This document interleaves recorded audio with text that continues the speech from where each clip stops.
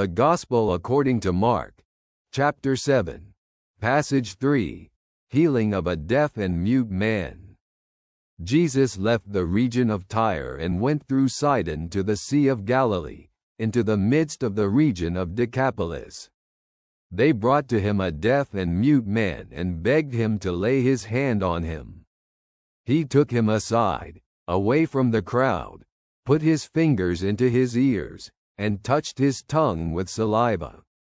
Looking up to heaven, he sighed and said to him, "Ephphatha," which means, "Be opened." Immediately, his ears were opened, the string of his tongue was loosened, and he spoke plainly. Jesus commanded them not to tell anyone, but the more he ordered them, the more they proclaimed it. And they were all the more amazed, saying, "He has done everything well. He even makes the deaf hear and the mute speak." Let's delve into these words and discover their meaning. Jesus' healing of the deaf and mute man not only demonstrates his power but also his deep concern for each individual.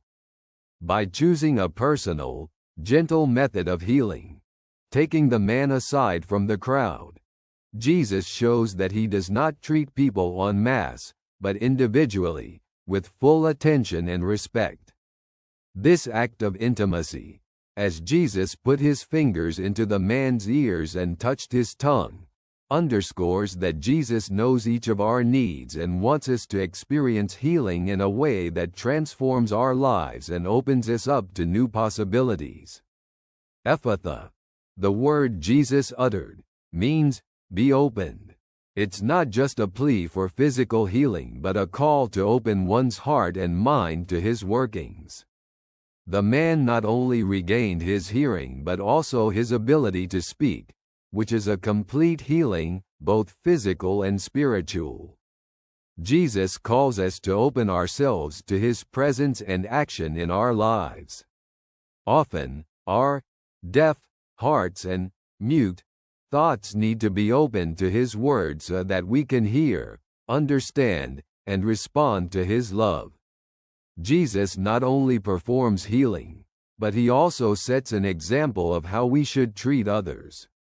His gestures, full of tenderness and respect, remind us that true concern for another person involves personal involvement.